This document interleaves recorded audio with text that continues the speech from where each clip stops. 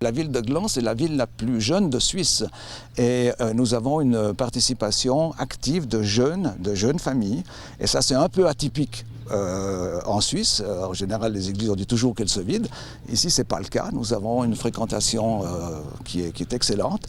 Et les jours de fêtes religieuses comme Noël, Pâques ou autres, eh bien, l'église actuelle est trop petite. Donc, nous avons augmenté les places de l'église à 250. Ce n'est pas énorme, mais c'est quand même marquant. Tout le monde imagine l'architecture avec les bâtiments exceptionnels qu'on voit tous les jours, mais au final l'architecture c'est surtout construire des villas et des appartements. Donc pour une église on se pose toutes sortes de questions qui sortent du champ habituel du travail d'architecte.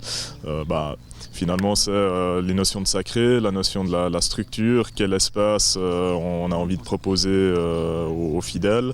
Et puis aussi, finalement, de quelle manière ce bâtiment qui a de toute façon un caractère exceptionnel va s'insérer dans le tissu urbain, en fait. On avait envie que le bâtiment se démarque, tout en quand même en s'insérant dans le tissu urbain environnant. Donc on a deux volumes, le volume de l'entrée qui lui justement répond à l'orientation des rues, l'orientation des bâtiments qui se trouvent à proximité, et puis le volume de l'église qui est un volume conique tronqué, donc circulaire en plan, qui lui répond plus à des questions religieuses, donc d'orientation, de lumière, de volume.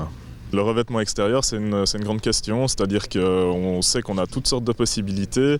Pour l'instant, on n'a pas voulu se fermer la porte d'explorer toutes ces possibilités, que ce soit du point de vue symbolique finalement, du point de vue de la construction et puis aussi financier. Donc c'est tous ces aspects qui vont nous mener à définir finalement l'enveloppe de ce bâtiment. C'est un projet devisé à 4 millions de francs et d'ores et déjà 1,4 millions ont été réunis. Expliquez-nous le montage financier de ce projet de construction. Oui, c'est complexe. En fait, nous cherchons beaucoup de fonds, c'est clair. Donc nous avons un projet estimé à 4 millions. Nous avons des promesses fermes pour 1,4 million.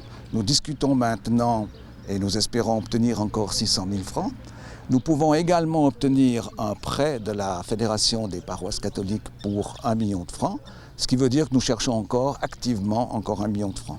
Nous avons demandé que dans le nouveau PGA, donc le plan général d'affectation qui devrait paraître d'ici 2018, nous avons demandé à ce qu'une partie de la zone qui est ici sur cette parcelle soit constructible.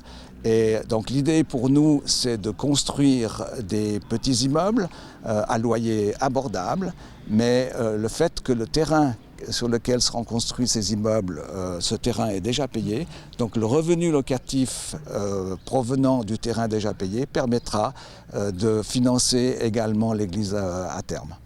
Si tout se passe bien, cette église sera consacrée en 2018. D'ici là, qu'est-ce qui reste encore à faire? Quel est l'échéancier? Alors l'échéancier principal, c'est naturellement la recherche de fonds. On va travailler maintenant naturellement toujours avec les architectes pour finaliser le projet, mais le nerf de la guerre, c'est l'argent, donc nous serons très très actifs.